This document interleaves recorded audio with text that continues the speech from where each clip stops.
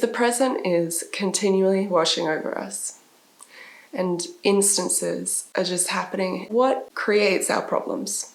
I guess time and our stories, our interpretations of these events. Stories are a blessing and a curse to humans. They say that through the power of our mind and its ability to tell stories, that's actually what separates us from other animals. But it's difficult to escape our stories, and sometimes we forget that that would even offer us freedom, and so then we become stuck in them. In order to move past your story, release your story, you can't be fighting to keep it within yourself.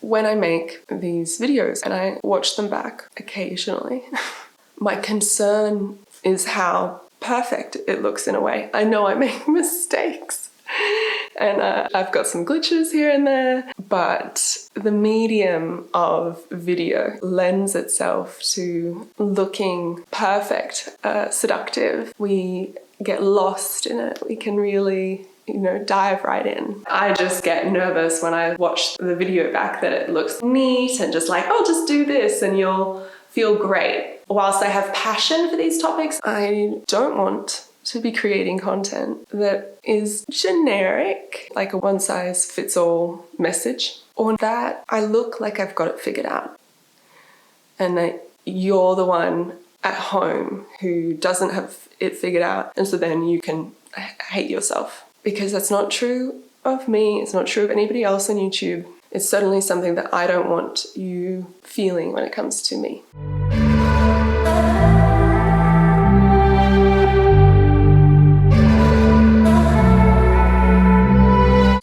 And now the tricky part is that in order to share more context with you, it means I have to be brave enough to share more context. Because then you can see the nuance of where I'm coming from. This is certainly my journey, and the reason why I make these videos is because I want to sit with these ideas that I'm learning about and contemplating a little more by videoing it, performing it to camera, editing it, and then be able to process my own thoughts a little deeper. In addition, this little rabbit hole that I have gone down of becoming more self-aware and paying more attention to consciousness is, I find, so incredibly beneficial. And so I also want to share that, particularly how to view things a little bit differently, because I think perspectives are totally within our control. But if we're not aware of our perspective and the fact that other people have different perspectives and that we can change our perspectives, then we're really stuck. Now for the sharing.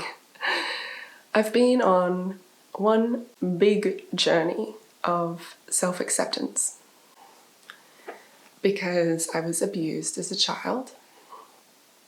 And when that happens to you, you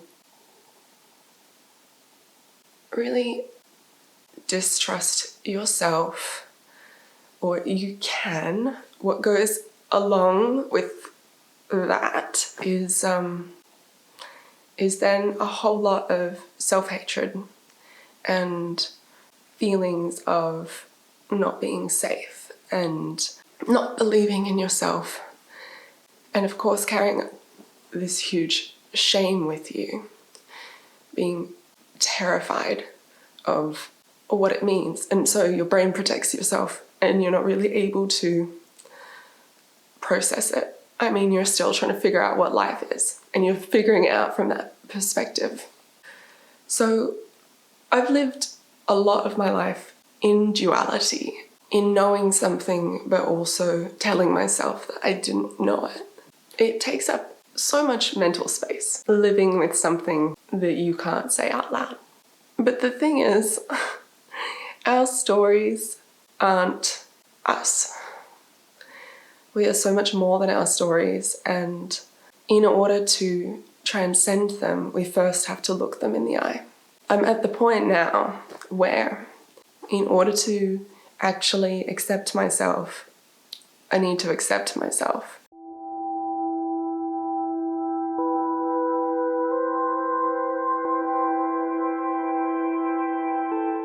When I think about kids still being abused now, on like just such a large scale, it's so horrific.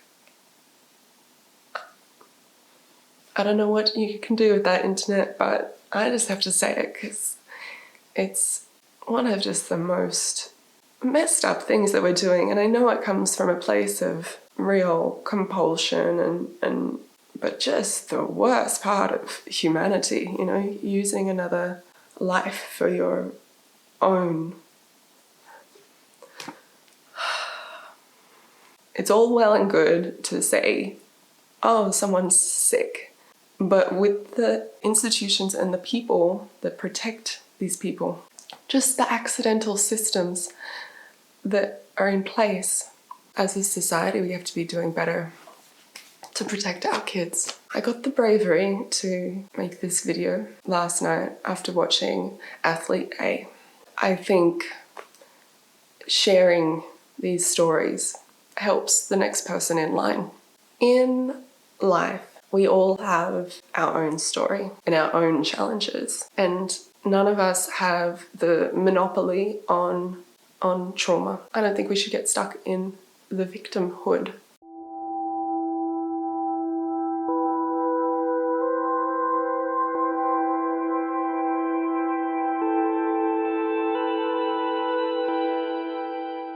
We do live in a fantastic time now where we have resources, access to the internet, and people's shared experiences. It has been wonderful to look to other people. How fantastic that we're now getting to a place where we're not silencing ourselves. You know, I recently watched Disclosure, a Netflix documentary about the representation of transgender people in Hollywood. And watching that was so fantastic. Hearing the internal struggles of some of these transgender interviewees, I could relate. I had my own, and I'm sure you have your own. Yeah, I think we're on the right track with really being able to listen compassionately to one another and hear what's really going on. What I'm sharing today opens me up to be more open, and this has been the trajectory that I have been going on.